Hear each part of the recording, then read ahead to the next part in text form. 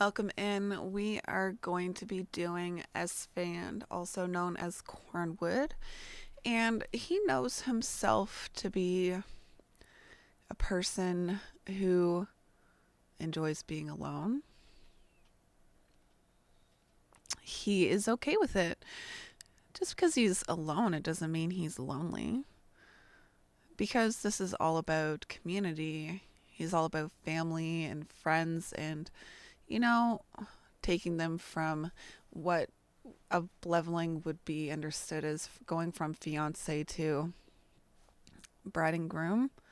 So that kind of upleveling idea about making sure that everyone's looked after, that there's schools, fire departments, police departments, which is kind of funny. So he also recognizes about himself that this is he is a person who is about discovery, and that he succeeds where others fail, and he fails where others succeed, and he knows that he can give too much, so much that it hurts him in a detrimental way, holding on to things longer than he should because he really hadn't gotten clarity in it or on it in the first place. So he should be wary. Jumping head first into something is something he's really good at, so that he can just move through that perseverance and that determination that he knows he is and everybody sees him to be. So he's determined for his family. He perseveres for his community. Something that he might know about himself as well is that he's a melancholic being. Sometimes the creativity is on and sometimes it's off, and this is kind of difficult to struggle with because it does go deep, and you feel very on, and feeling like things are flowing, and it's really hard to be in that melancholic state because you just want that uneasy feeling to go away, especially where he's this ambitious type of person and who's a fighter. He's feeling so much pressure all the time from his community, from himself to discover more, the pressure to grow his environment, but the unconscious want of him wanting to start something just for the experience of beginning something, to get rid of that feeling of melancholy, which you should never do. Just sit in the melancholy. Allow it to be. Of course, you want to start new things, but without clarity, you're going to have no place to land it. There's no truth in the now for you. You need to be very patient, otherwise you're going to commit to things that you might not have the energy for. Because your energy is like a vortex. It pulls people, places, things, and experiences towards you. That's correct for you, as long as you gain clarity. And gaining clarity means that just take a moment. If somebody offers you something and then it falls through, then it's a good thing that it didn't happen, because they saved you from some future pain.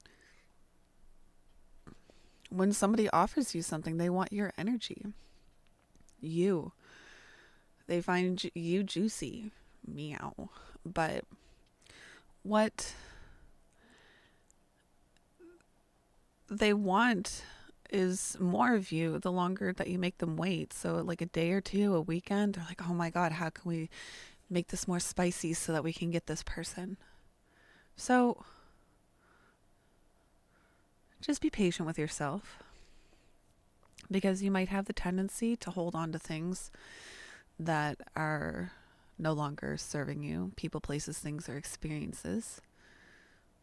Or you might let go of support systems that actually mean something to you, because you're like, nah, I got it. I'm good. I don't need this. But some days or sometimes you may not know what to think. You might be the person who answers all the questions, and that's not right for you. you're spending your energy on something that's not correct for you. If you're the person who has the answers, which I bet ESFAND always has the answers, well, is it correct for you to answer that question? Just because somebody asks you what time is it or what the weather is it really relevant to that conversation? And being a big streamer, there's a lot of conversations that you just sift through, which is correct. Maybe at one point you did answer every person in chat. You found what was correct for you. And you only know what you know, and that is all right. So if you don't know, then it's all right for you to not know. Same with everybody else. They only know what they know, and that's okay. But being physically active is something that is important for you. I'm not a doctor, but it's just showing it here that you have a lot of physical pressure, you have a lot of mental pressure, and you just might have general anxiety mentally and about just general things in life. You may not know, maybe one day you're climbing on the side of a mountain and the next day you're afraid of going over a safe bridge. So, you never know where that fear could be laying for you. So yes, you are a person who understands how to up level. Once you've gotten yourself to that table, you know how to get to the head of the table. Maybe that's through routine, but maybe people might comment about how you got this routine, and maybe when ESFAND says that they're going to do something, it's definitely going to happen. So listen to that for yourself as well. Like, I will. When you say I will, I really wonder what those things are. So there is so many different things that we could say about who you are as a person, but I am going to end it here. We could talk about how you sleep, how you interact with other people, what your current path is, where you're going, the type of people. No, let's keep on going. He's a hermit.